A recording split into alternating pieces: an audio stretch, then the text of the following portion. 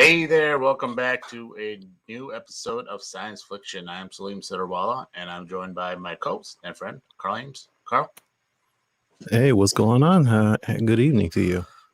Yeah, how's it going? You having a good evening and a good day?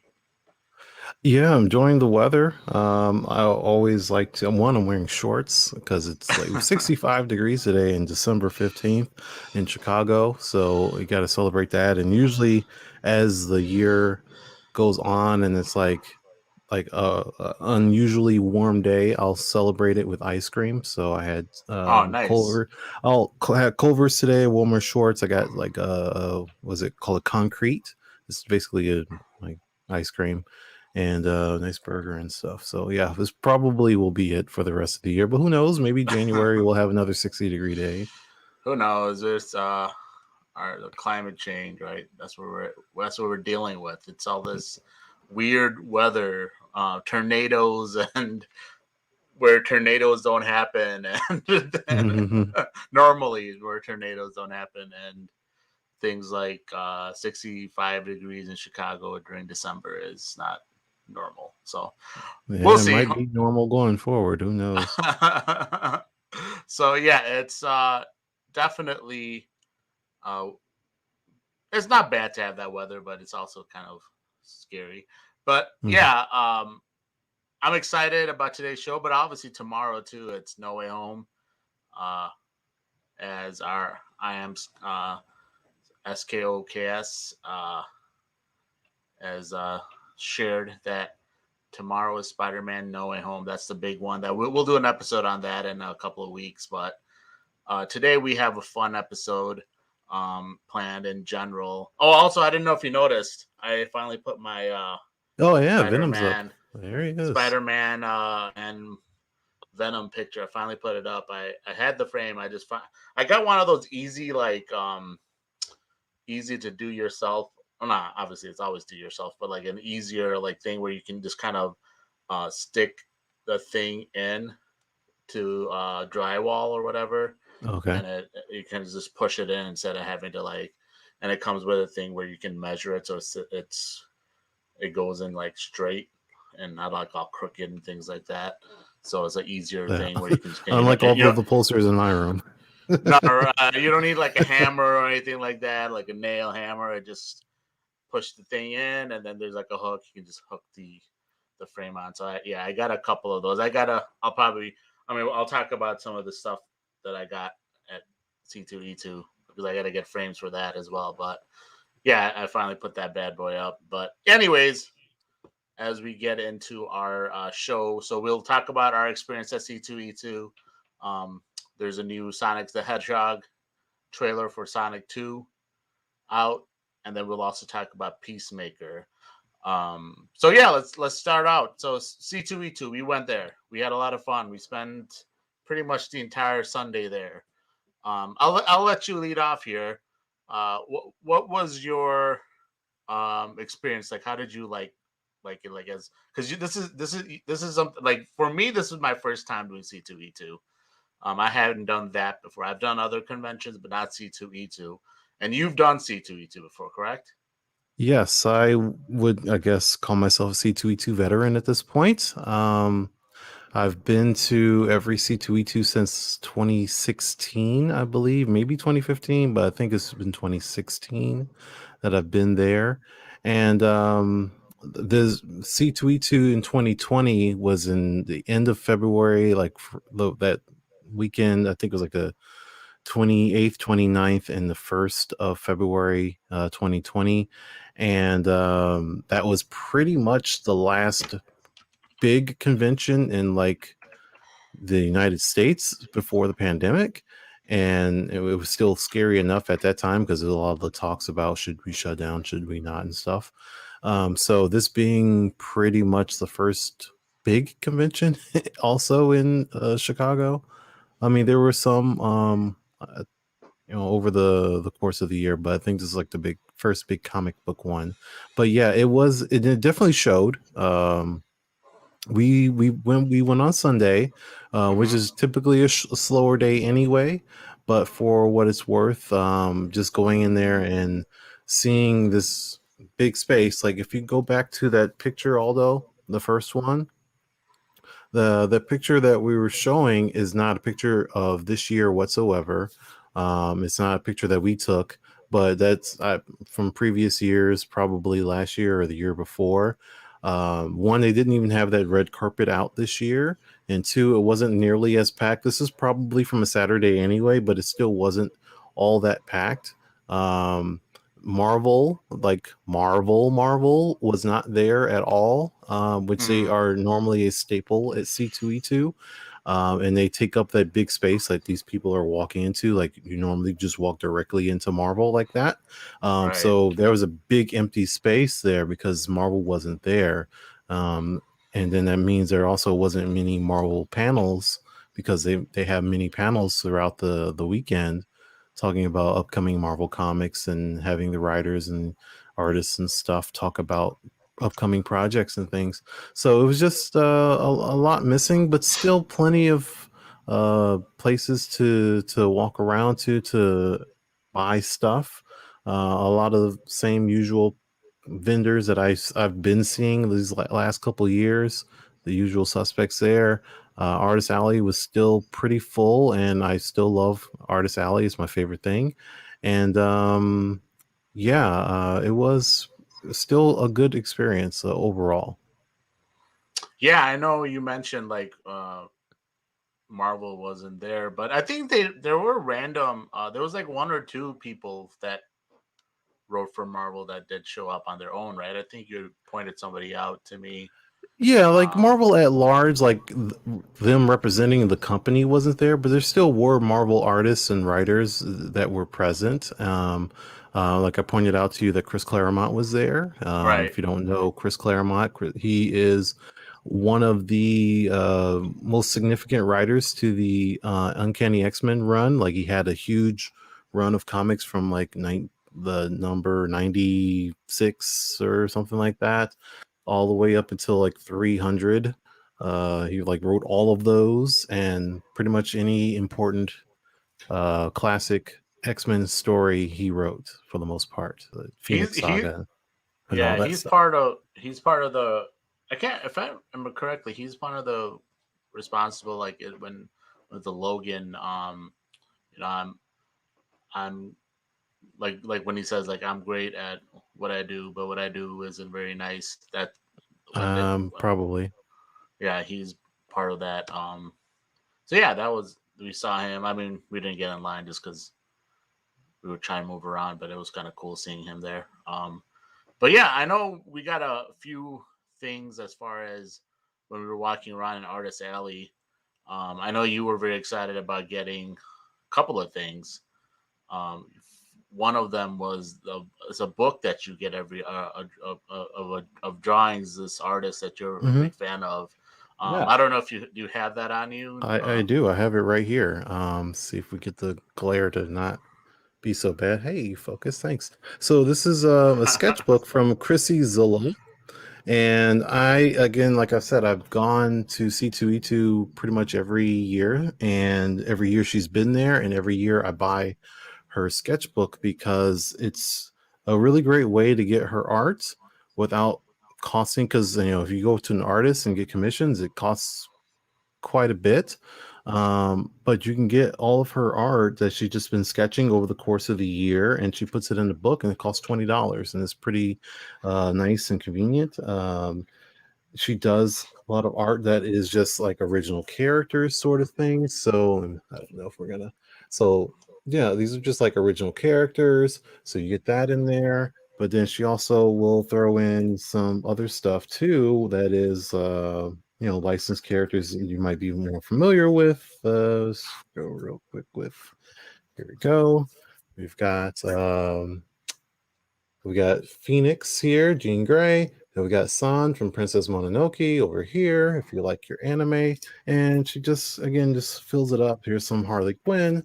Um, it's just really nice art. And I, again, have like 5 of these. So it's just really nice. And I just chat with her real briefly every year. Hey, how's it going? She also has like because I got her to sign a couple statues. I won't grab them because they're over there, but there's some statues that she drew and then they 3D printed, well, not 3D printed, but made them into statues. So her art is actually a statue of Batgirl and Wonder Woman is what I have, and she signed for me. And then she also has Supergirl and Hawkgirl Okay. that they're still available too. So if you want to get those, they're not too terribly expensive, like $50 or $60, and they look really cool.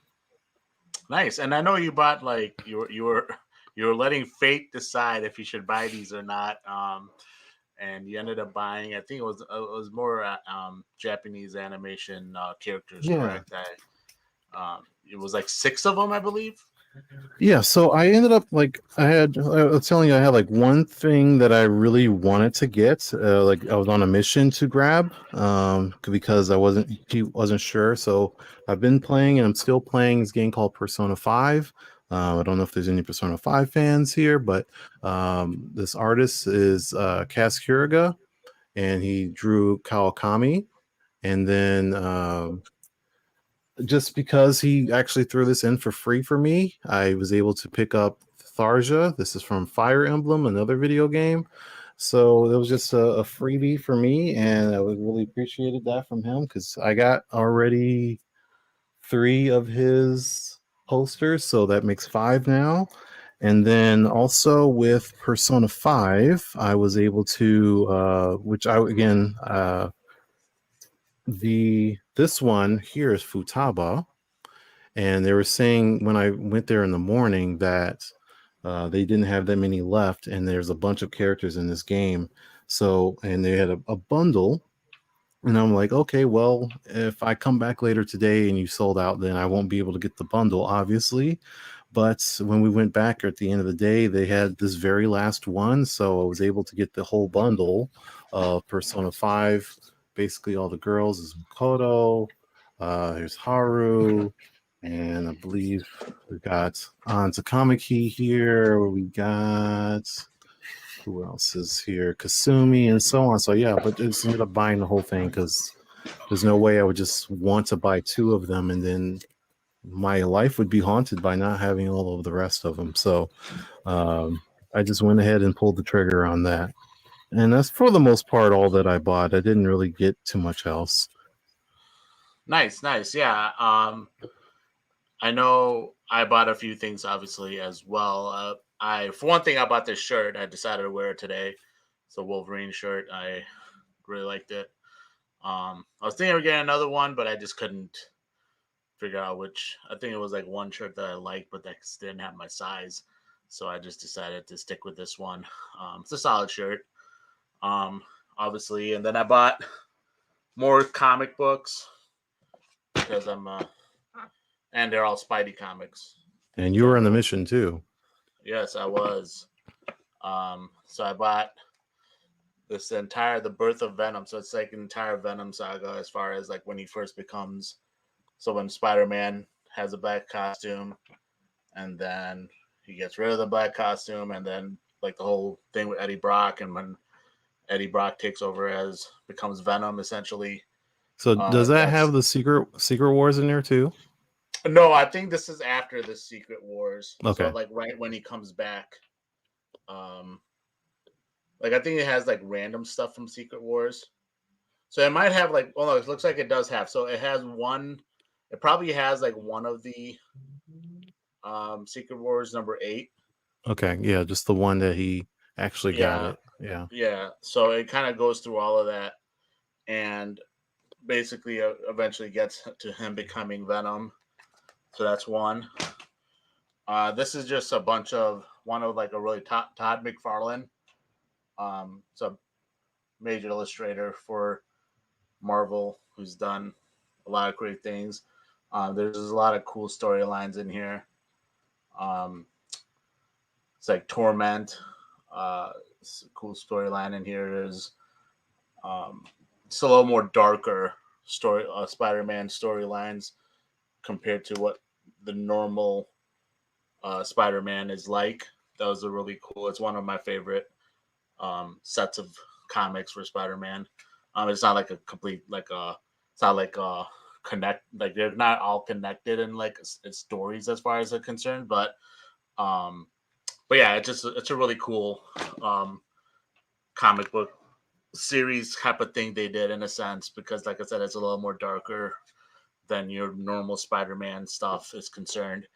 um this is interesting. So like, I've been telling you, I've been kind of getting like those essentials of Hmm. Spider-Man. This is kind of in that same vein, but this is more. They do color because the essentials series, like I said, they have so many different essentials. Like they have essentials of Avengers, Captain America, Thor, whatever have you. Um, those are in black and white, and this is an epic collection. So it kind of does the same thing where it does from the beginning of like from the very first when it started in the 60s Hmm. uh, to like I think through the modern age they have like epic collections. So I got two of those sets, but these are in the 80s and like late 80s, early 90s. They have the series his storyline because I'm still gonna get the essentials, which is the entirety of it's a Silver Age and Bronze Age that's like the era of where those comics are concerned. And but they don't have the essentials of Spider-Man. The stops at after the Bronze Age ends, and it starts at when the modern age begins. So I don't. So actually, I don't have. Um, they don't have essentials for when the modern age begins, I should say. So they have. I decided to get those because those are modern age years. So I can probably I'll read those as well. I think I've read a few of them. I haven't read many, but I've read a few of them. And again, Venom is also in the modern age. That's when he first appears, Venom, and then eventually Carnage. Obviously, that those guys are modern age characters. And then I also got really cool artist drawings. I was looking for a few. What I wanted to originally get is a cool Wolverine. Like I wanted to find a Wolverine one, and I had told you like, man, that remember when I said like that guy has a Wolverine drawing. I wish I would have asked him where he got it from. There was a guy walking Yeah, around, yeah, and yeah. he had kind of walked away. I was like, damn, there was too late to ask him now. But we were walking around like an artist alley, and I decided to, something caught my eye, a particular artist. So I decided to check out his drawings. Um, so I caught this. It was really cool Wolverine drawing. So I grabbed that. Oh, can you guys see that? There you go. Yeah, it's pretty. Yeah, I can see it. Yeah. It's grab that, and then he had a buy two, get one free. So I checked to see if I found anything else that I really liked, and then obviously I'm a big Spidey guy. Obviously, as everyone knows, that I mention it every 5 seconds. We're on the show, so again, they got Venom and Carnage. It's a cool little drawing there, picture art, and then the free one when he did buy two get one free, ended up getting a Batman. Um, since I am a big Batman fan. So yeah, those are the things I got. I was pretty happy with.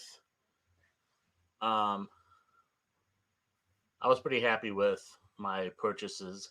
I know there was a lot of cool like cosplays when we were walking around. We were like constantly looking at everyone dressed up in really different things. My favorite one I think was the Iron Man. The guy had the entire Iron Man suit get up, and his hands would light up like for the blasters is underneath his foot for or feet that he had the lights to. And then when he walked, it had like that robotic noise. That was cool. And I think he's probably with his wife, I was assuming, or girlfriend. She was dressed as the Black Widow. Hmm. Entire like looked like Black Widow. It was pretty cool. I think that was probably my favorite cosplay that I saw. This like the Iron Man one. It was pretty awesome. Which one did you caught your eye? You would think. Yeah, they both were really good. As I would also agree with you, that was probably my favorite from the weekend. But there was also another one. Actually, I saw them when I was waiting for you to come. Um, there was this woman. She actually was cosplaying as Captain Carter, so she had the full on Oh, nice. costume. She had the shield going. I think she had a little sword. It wasn't huge, but it was like this. So she had like a little. Um, what was it? It wasn't Excalibur, was it? That she had, but she just pulled the sword off the wall, just a random one. Nice. Either way, but yeah, she looked really good. She did a really good job with the costume and everything. And there were a lot of fun cosplays over the weekend. But like I said, would have been nice.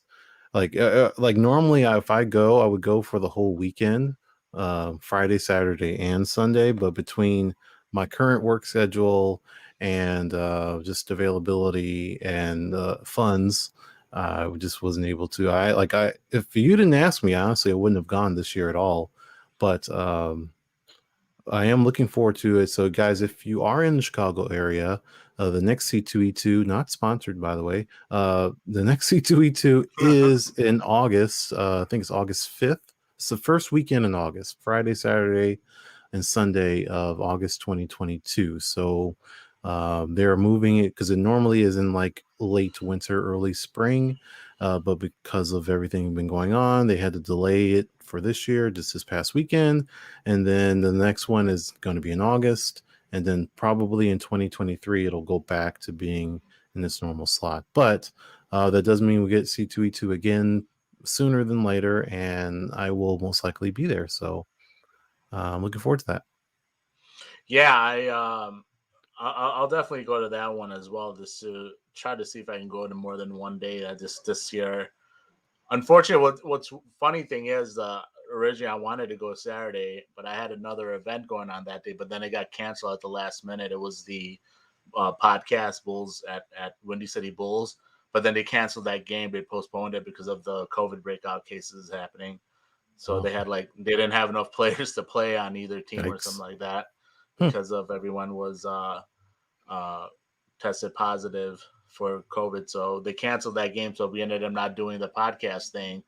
It was obviously, but obviously we couldn't go anyways just because we didn't have an advance notice. But next time I definitely want to go more than one day, especially on a Saturday because they have a lot more cool things on Saturdays as far as like who's there and the various different artists and things like that, and even panels are a lot interesting. I know we sat in that one panel, the Attack on Titans.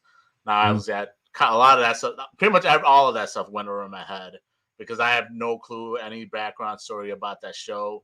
What did you take away from it? Like I know you were there and you were listening intently. A lot of people were asking questions, and I was kind of looking. I don't know if you saw, but I was like, as they were talking, I was like looking up the panel and looking up the people, like who's that, Mm. um, the characters. I guess it was interesting. They were talking about how they were like how they got their parts, how they when they auditioned and everything like that. So, Did you yeah, what did you did you notice that what? I'm talking about how traumatizing the show was? Yeah, yeah, I was saying that. I was like, man, this show seems intense. It is intense. So yeah, if no one knows anything about Attack on Titan, I am the resident gamer as well as anime, stuff like that. Um, so Attack on Titan, to put it briefly, it's actually surprisingly political, but at large, like on the surface, it is a show about um these people that live in an island that is, well, no, that's a spoiler, I guess. These people that live in a city surrounded by giant walls, and on the outside of the walls are titans, like big titanic, like huge, like skyscraper tall people that eat regular sized people, so the walls keep them from being eaten by the titans. And for the most part, they're trying to figure out where they came from, why they're eating them, and how to stop them, and so on. But there's a lot of traumatizing things because, like I said, the Titans eat the people, and that is very disturbing. And but it's a very, very, very, very entertaining show, very good show, and I would recommend it to someone who's not terribly squeamish. Like if you're not watching anime at all and you're like, what's a good anime to start off with? I would possibly start you off with Attack on Titan, only if you're not terribly squeamish. And yeah, that would be a good one because it is a really great show. And they are in their fourth season, which is halfway done. They already did like part one of season four, and part two of season four is coming next month. So that should be like the final of the series. It'll be like it's like a full season, but it'll be next.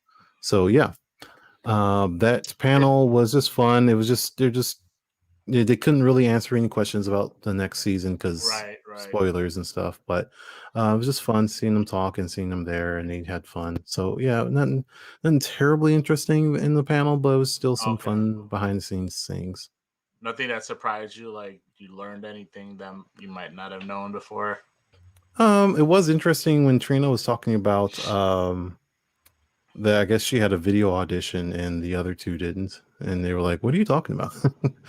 um, so yeah, stuff like that, and just some behind the scenes things, and learning how, like, because I always associate, or at least I always think about how people associate their fandom and their love for a thing, and they think that the actors or the actresses or the voice actors are like experts at it and they consume the Right, same amount that they do, but they don't have time for that. So right, it's just a lot of it's hard for me to or I see it the way that the actors and the actresses see it, but it's hard for me to understand how the fandom doesn't see it that way.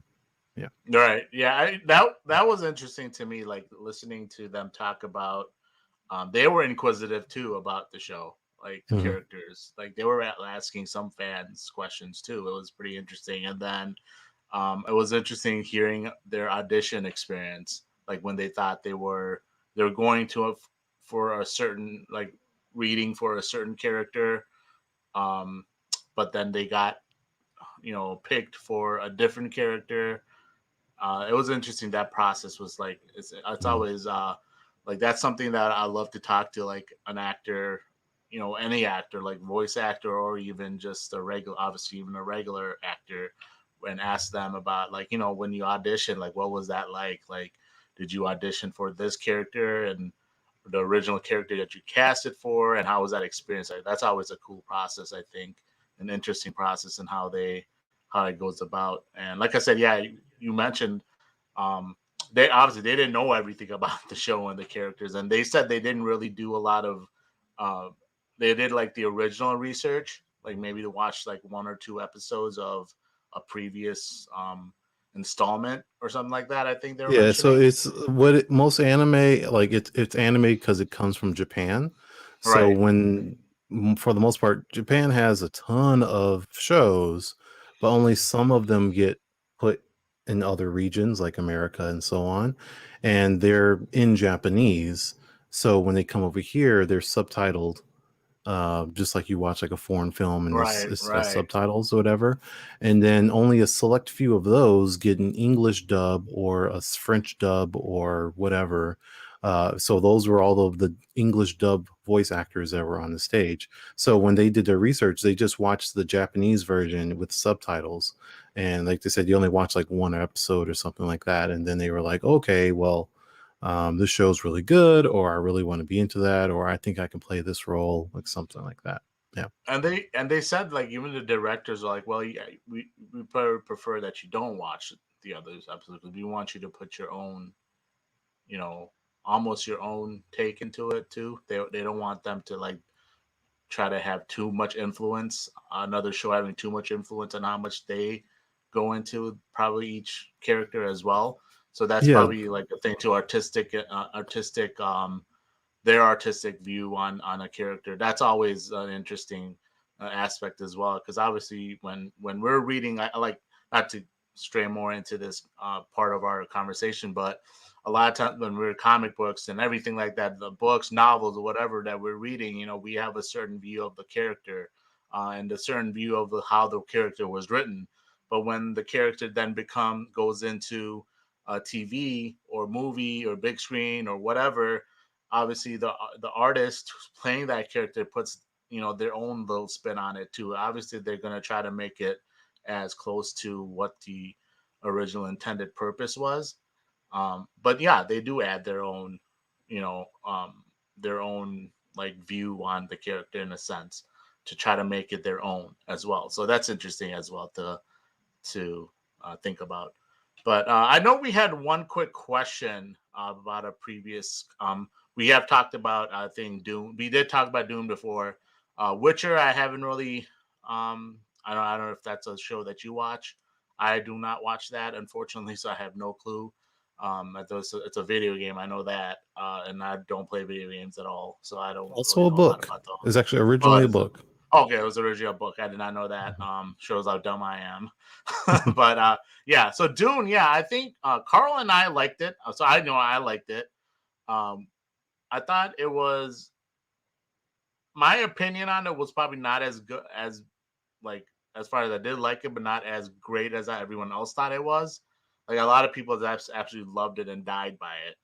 Um, I thought it was good. I thought it's like cinematography, acting was good, but I thought there was a lot of dry spots in the movie, especially because my thoughts were this is based off of a novel that's like a 2,000 page book, essentially novel, and it's only one like they did only a portion of to make one movie, and it's like half the book or a fourth of the book. I know they're gonna have a sequel that's already been announced, so I think that's why part of it might have been dry. I think there was parts that obviously characters that they introduced, like just really quick characters introductions that were barely in the movie that will be coming back later in part two. I'm imagining.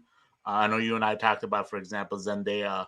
Like, if you had no clue about the show, movie, I mean the book beforehand, I remember thinking like, oh, she's really going to be in this movie because she's going to all these, promoting the movie and things like that, and any preview they showed of the movie, she was always like in a couple of the clips. I was like, you know what? She's probably in the movie a lot, and she's barely in the movie.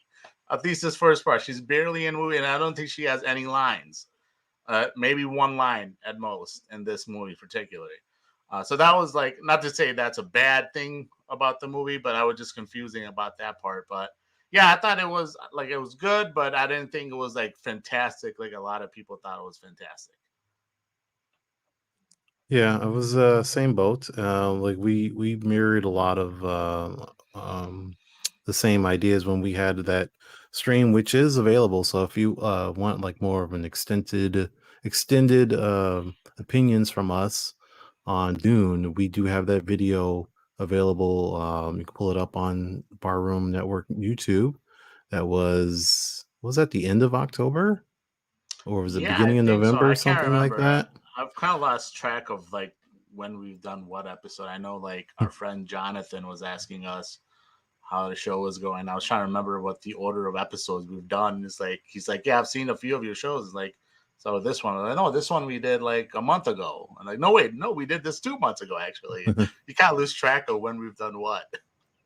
But yeah, it's if it is on YouTube. We have done a full review of Dune, so we can or you could say we could leave our feelings there. But like I said, I really wasn't all that into it. The only thing that I really cared for was some of the fight scenes, like seeing I can never remember his name. Big guy, Aquaman. Oh yeah, Jason Momoa. Jason Momoa, he was fun, and just in general, some of the things like I can definitely see how people could be into it. Like there's enough lore there. November 2nd is when Oh we did yeah, that, so very good. all So over about a a month month and a ago. half ago, we had a whole review of Dune. But I can totally see like there's lore there. There's enough to draw people in general. Like if you've been a fan of it, you might like that movie. But as a newcomer, it wasn't something that pulled me in, so I wasn't super excited about it. And unless the trailer for the next movie is like super amazing, I'm probably not going to be interested in watching the second one. Uh, but there's still a chance. Like I still have a lot of the buzzwords from that movie, from that franchise in my head. So when I hear Atreides and Spice and all those sort of things, I'm like, oh, they're talking about Dune. Now I know about it. But for the most part, it didn't stimulate me. Yeah, I'll watch it. I watch everything. Even if I hated like even if I had hated the first movie, if they're making a sequel, I'll watch it. I'll watch anything. I'm just like that where I don't care. I'll waste my time. I'll waste my time. I don't care about my free time. So I Speaking tend of wastes of time, Spider-Man 3. I was telling on Twitter, I had watched or wanted to watch Spider-Man all over again. yeah. The the original, the Sam Raimi trilogy. And I just finished watching Spider-Man 3 and Spider-Man Homecoming yesterday. And yeah, that was Yeah. yeah. It's funny. I remember, not to stray away from our show here, but you talking about rewatching those. I remember I rewatched Amazing Spider-Man 2, the Andrew Garfield one again. I was like, you know what? This movie wasn't that far away from actually being good. I felt like there's parts of it that were really nice. I like I said, I just think like I look at it again, it's like, man, they should have just stuck to like the Gwen Stacy and the Green Goblin stuff instead of trying to bring Electro in. They put too much. They were trying to set up the Sinister Six. Mm-hmm. They were worried about setting up the Sinister Six, and I think that's what really ruined the movie. Absolutely. They weren't focused on telling that because the death of Gwen Stacy is such a huge milestone in comic book history. It's huge. It's the first time the damsel did not get saved in comic book lore. That's never happened. That was the end of the Silver Age of comic books and ushered in the Bronze Age. So then they kind of made that a side, not even a side part of the movie. They're just kind of like the whole the death scene and stuff was just kind of like, I don't know, it just kind of happened out of the blue. It was just kind of weird to me. And then like the whole like the Green Goblin. Obviously, Green Goblin is such a big fixture in Spider-Man. He's his like biggest nemesis, obviously, especially originally with Norman Osborn and then Harry Osborn. But yeah, anyways, we could talk about that next week when Spider-Man's coming out tomorrow, No Way Home, and then we'll definitely dive deep into whoever shows up in that movie. Right. What's going to happen there? Not to get too deep. I was getting on a rant. I was getting emotional on it. So, anyways, let's get on with our show here. We have next up Sonic the Hedgehog. The trailer came out for that. I really liked the first movie. I enjoyed it. That was a really fun movie. But we'll go ahead and play the official trailer for Sonic the Hedgehog 2, just in case if anyone has not seen it yet.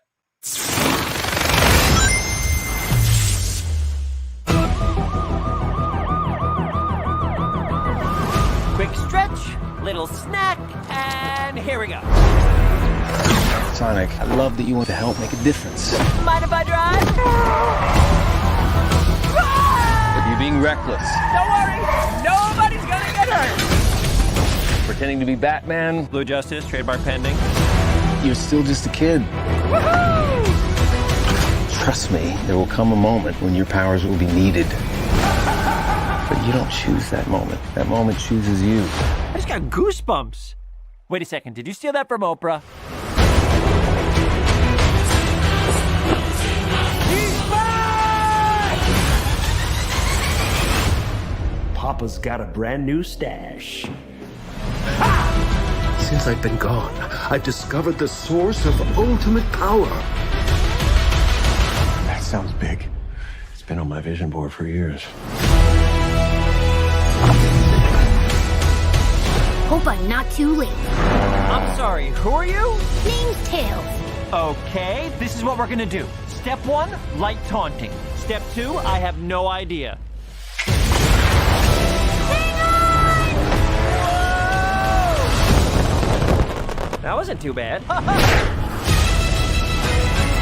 Today's forecast calls for a 100% chance of adventure.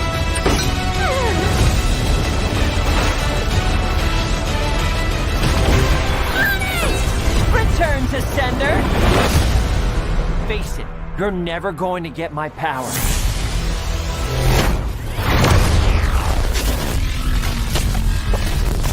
Do I look like I need your power?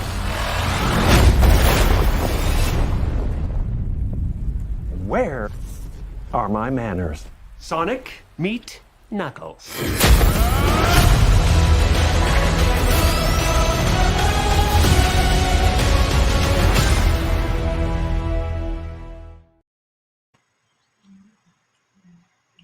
Yeah, that was the trailer for Sonic Hedgehog 2. I do like the fact that I think Jim Carrey is going to be in character for the entirety of the movie this time instead of just like the very end. I like he's going to be Dr. Robotnik and with the mustache and the bald and the whole get up the entirety of the movie. That'll be fun, I think.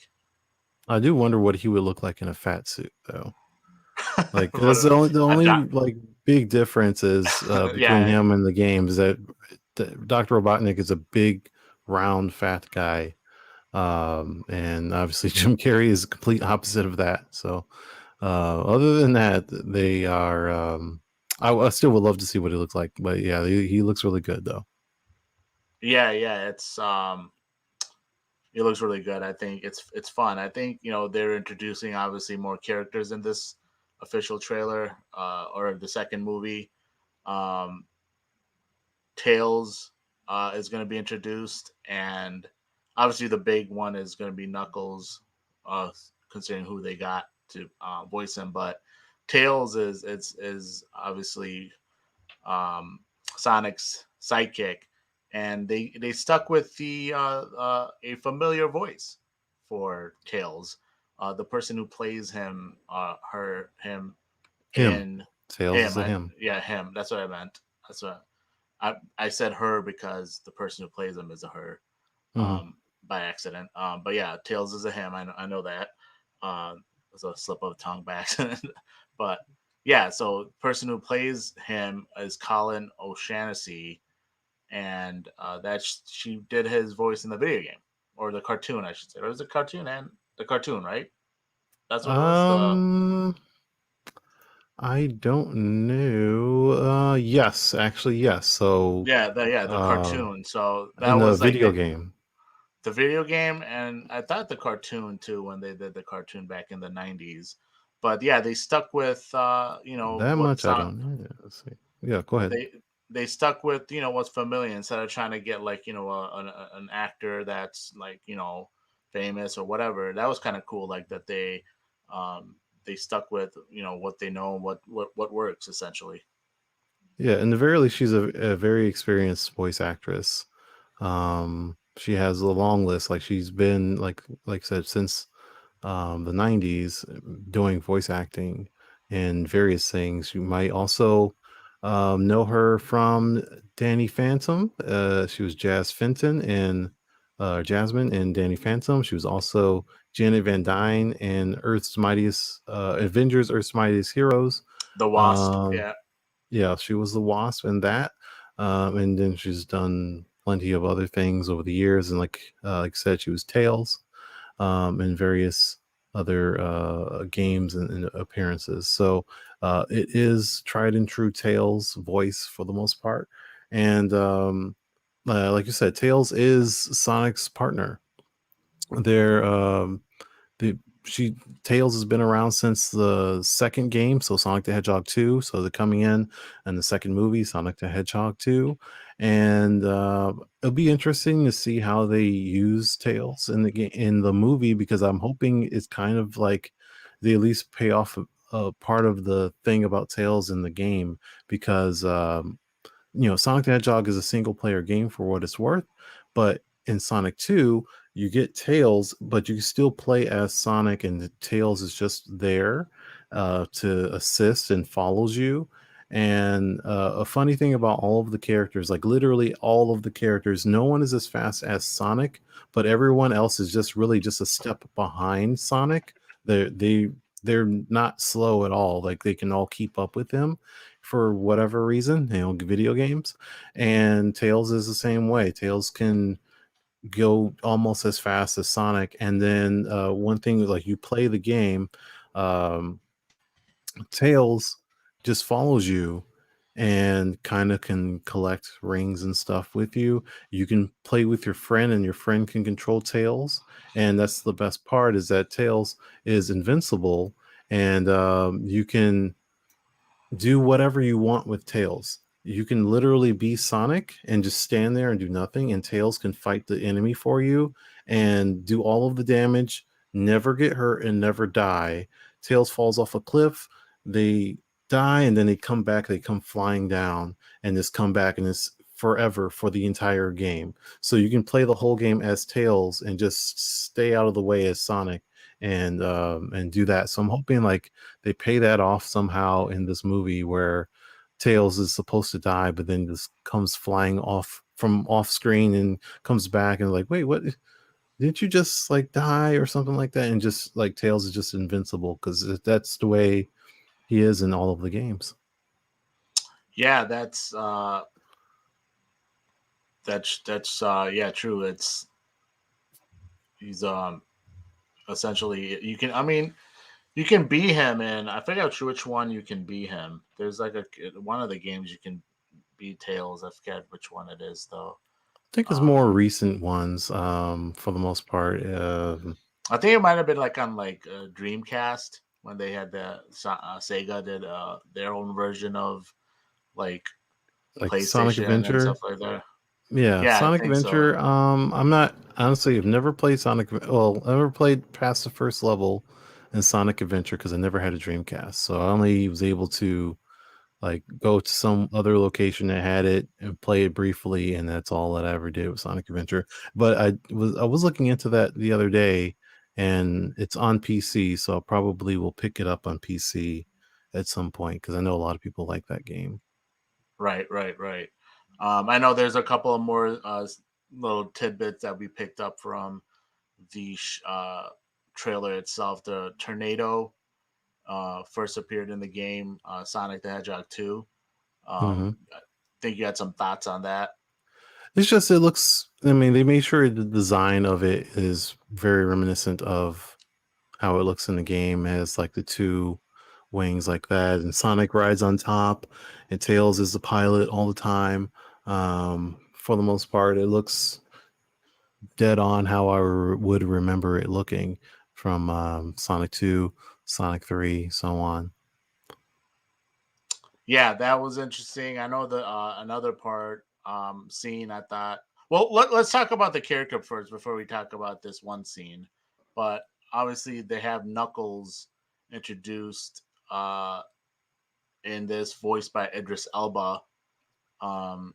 It was interesting when I was looking at him getting the part, and I had told you about this before, but it was rumored that he did like a lot of background and for like research on the character and like the lore, because I guess there's like obviously comics and stuff, storylines about Knuckles, and Idris apparently did a whole lot of research to do when he got the part for Knuckles. So it's interesting. I like the way he looks in here too, and I like how he does in this scene. He's stopping Sonic.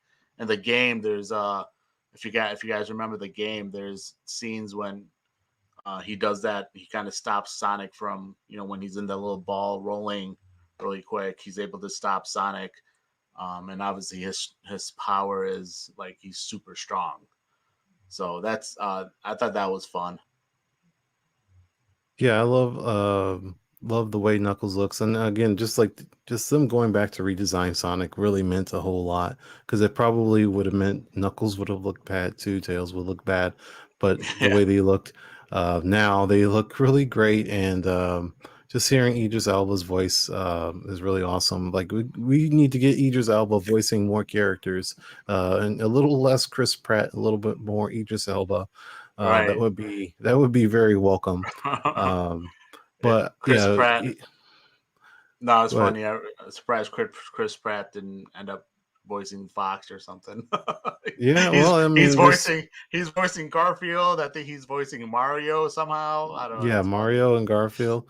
Yeah, I mean, there's still plenty of characters in Sonic. We may see him around.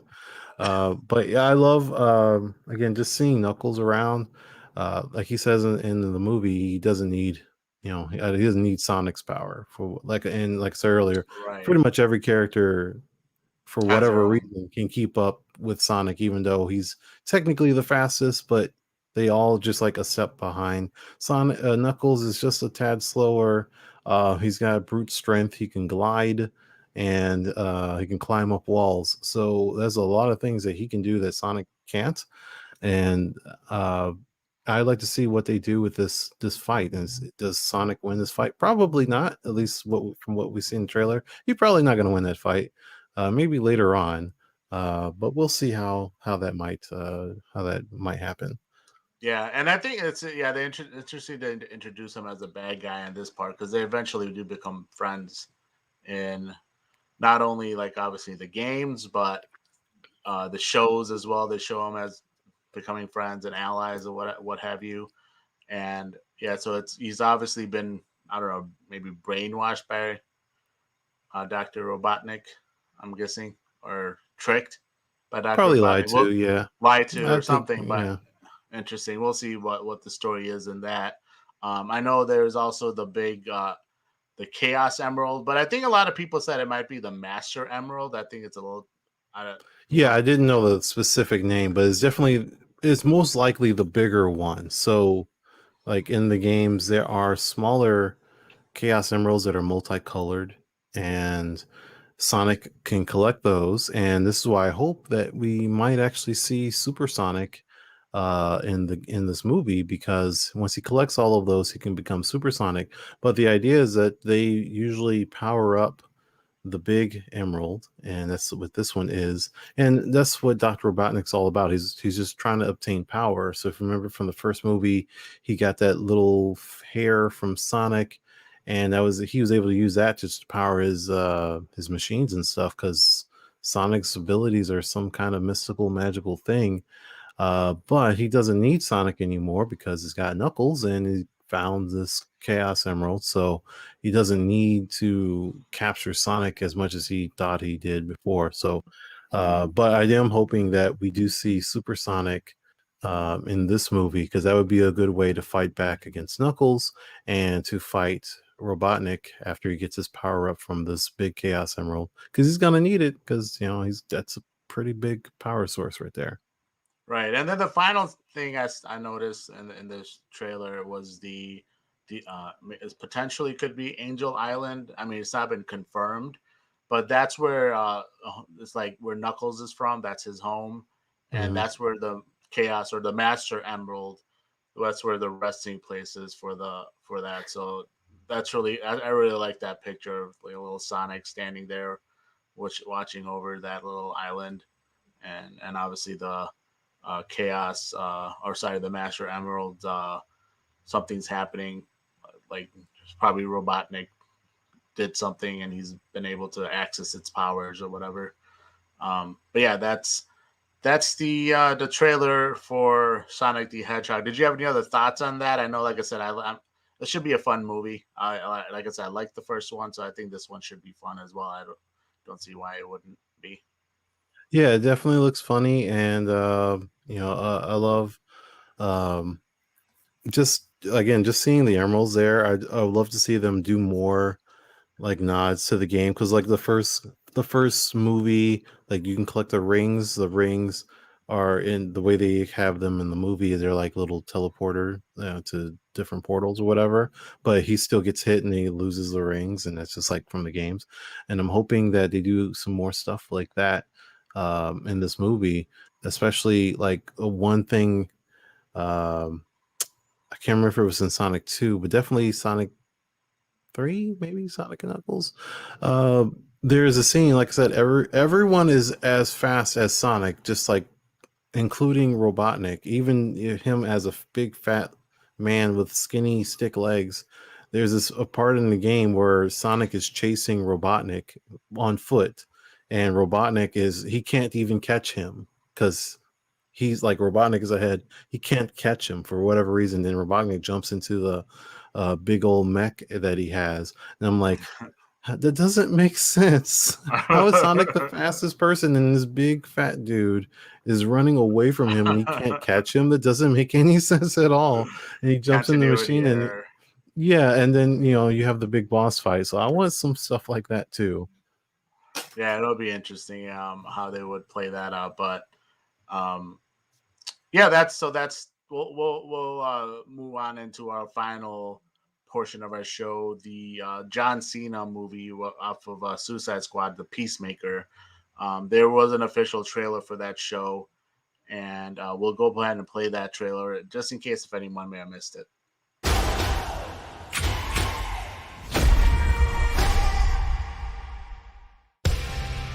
Have you ever heard of a guy named Peacemaker? No. He is a trained killer. We've got trouble with that maniac. Go! What are you waiting for? That thing better not crap back there. Can't house train an eagle, dude. Not without stealing its soul. Hey, Dad. It's been kind of a rough go for me lately, Dad. You don't say. Somebody shot me and the building fell on me. You let somebody shoot you? It's not like I invited him to come shoot me, Dad. Pathetic. I thought you were in prison for life. I work for the government. Post office? You think they'd let me out of prison to deliver mail? I don't know. It's the first government job I could think of. I kill people for it, okay? This task force doesn't officially exist, which leaves us on our own. We call our targets butterflies. They are a serious threat to the safety of American citizens. There's something weird going on. You think me and Vigilante are too stupid to notice? Hey, everyone! Which one's me and which one's Eagly? Okay, you're half right, but you score 50% on the test at school. What do you get? A D. School wasn't my bag. It's for dorks. That guy's a clown. But there's something about him that's sad. Is your target in sight? Peacemaker, take him out. Even the kids? Yes! Terminate him immediately. Take the shot! He told me to kill kids. He didn't say why. Because right now the world needs a son of a bitch. And you're the only one I got. I thought you loved peace, no matter how many men, women, and children you needed to kill to get it. I don't know. Lately I'm having feelings about things. Dad, maybe I'm a grower, not a shower. What? An individual you don't like, and then you learn to like. You're comparing yourself to a chode. Not in a bad way. Your dad is not a good man. Still family. My advice? Cut it out with the introspection. The mind is a den of scorpions better left running from, not towards. You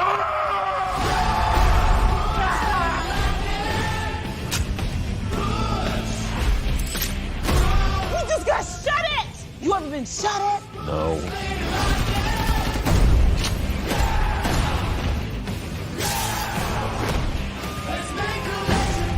Two jerks in costumes and a couple of rejects. It's like a real team out there. Yo, what the hell is that? It's a grenade I tied to a Russian tank shell. Why not just the grenade? Grenade blows up like 2 people. How many people does this blow up? I don't know. I invented it this morning. What? Eat peace, mother.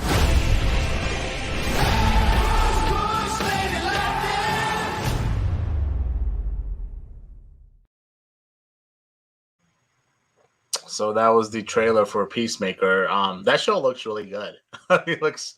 I really love John Cena's portrayal of the character in Suicide Squad. He is a complex character. Like, it's funny. He has a really ironic, funny line in there where he's like, I love peace and I want peace at all costs. He doesn't care how many men, women, and children he has to kill to get it.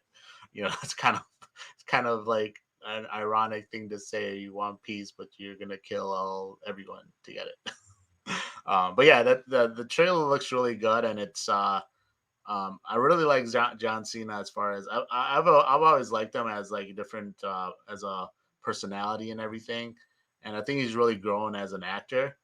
And I think this is kind of like a good showing of that as far as how he's become as an actor. And um, I think he kind of even jokingly mentions it in the trailer where Peacemaker is kind of like a complex, anti-hero in a sense, where you don't like him in the beginning, but potentially as he could grow. And I think even James Gunn mentions it in one of his interviews where he's like, I didn't want to make a show about a character that everyone loves or just everyone hates. He's complex.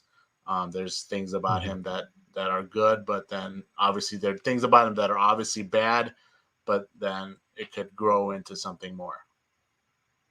Yeah, I do find it fascinating, James Gunn's ability to find these characters that are, I don't know, C-list, D-list, well, relatively unknown, like just uh, not necessarily the biggest following type characters with Guardians of the Galaxy Right. and all of that, and Suicide Squad, and even it's half taking John Cena because he's a bankable star, but taking that and putting him on a character that literally maybe 5 people on this planet know about, and Peacemaker, and making him greater than his source material, amplifying the character just because of your creative vision for the character, the star power behind it, and then the actual writing and directing for the character.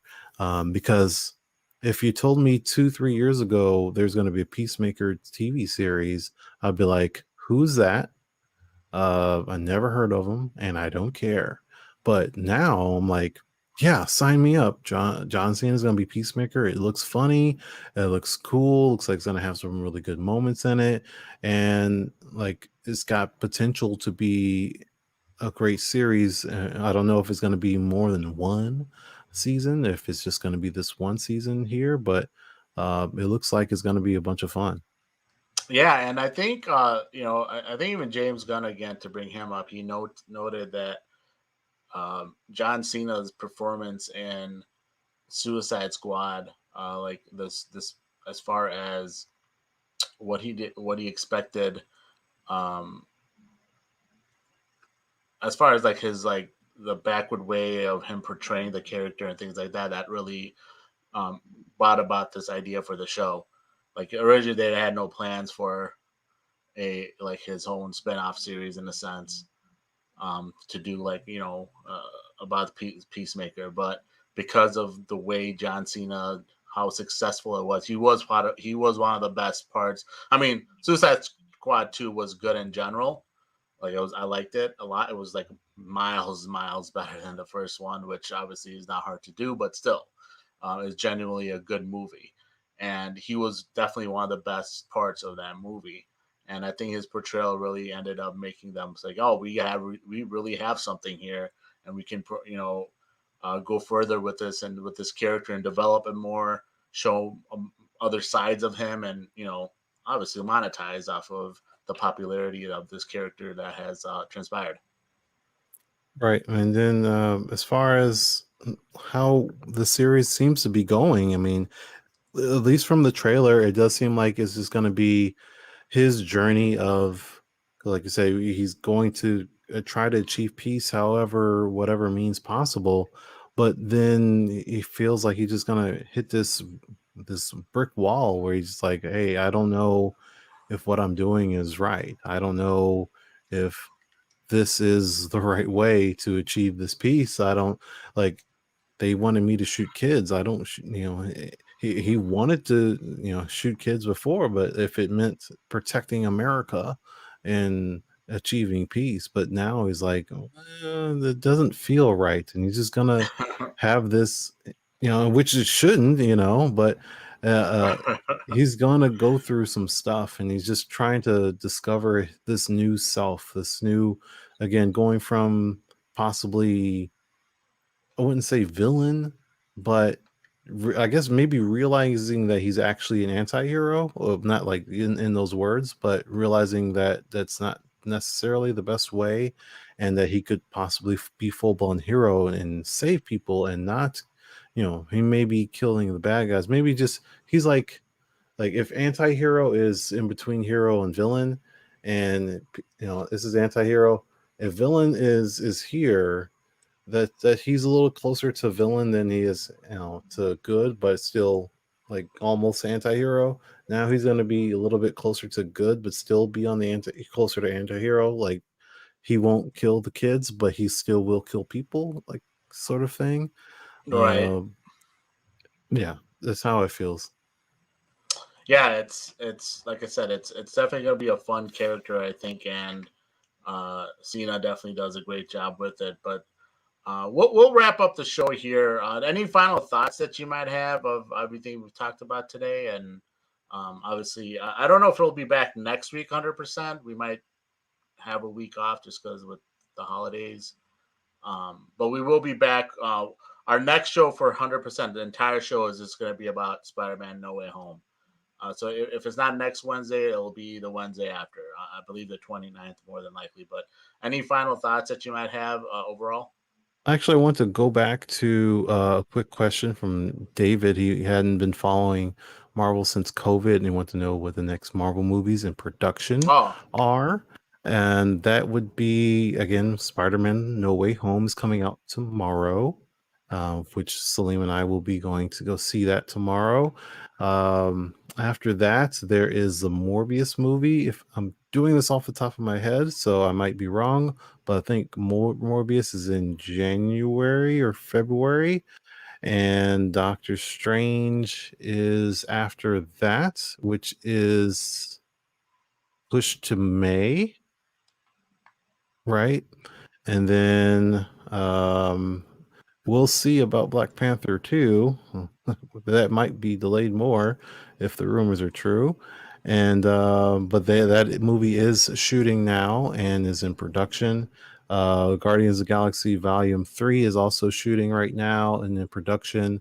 Thor Love and Thunder is coming out sometime, I believe, in November next year, because that they should be wrapping shooting that. Well, actually no, they're probably still shooting it now, but like coming close to wrapping that. So in the very least, Doctor Strange and Thor and Morbius are movies for next year. And is there anything else I'm missing in that? Not at the top of my head. I know obviously the Disney Plus shows that have happened, and we'll talk about Hawkeye once anything. I know we've mentioned a couple tidbits about Hawkeye, just from obviously Kingpin and Daredevil potentially is coming back, but we'll do a final. Did you watch review. it today? No, I haven't watched today's episode yet. I'm gonna Wow. watch that right after I think we're done here. But yeah, I think I'm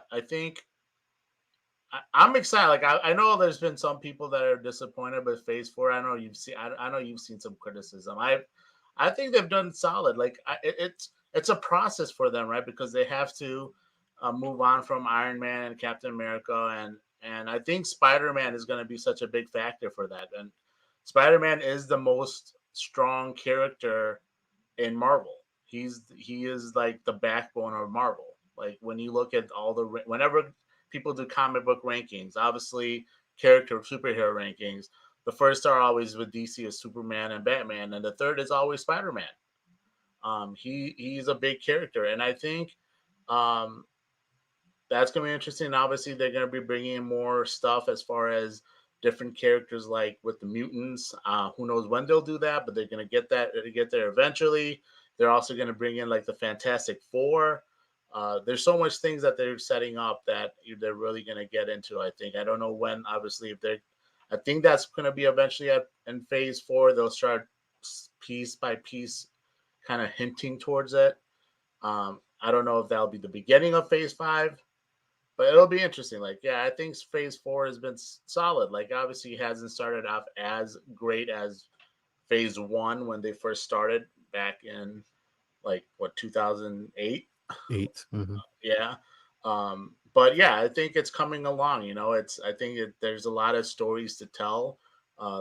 Even, like we said, Kevin Feige has mentioned, there's 20 years of a universe now that they've built. So there's a lot to, feed off of. And like, just like in the comics, there's 80 years of universe that's been built. So they have a lot to work off of. And I like what they've done. And I'm excited to see as they progress into what happens as they go forward. But yeah, that's pretty much a wrap for today's episode. Like I said, we'll be back either more than likely the 29th for a episode of where we'll just talk about No Way Home. We are going to have a guest that day. We will you'll have all the updates for that once we get closer to that date. But yeah, thank you for tuning in. Again, you can follow me at Science Flixtion, and then you can follow Carl at Ninja Chortle. But yeah, thanks for tuning in, and we'll see you next time, Science Fiction fans. All right, have a good evening, guys.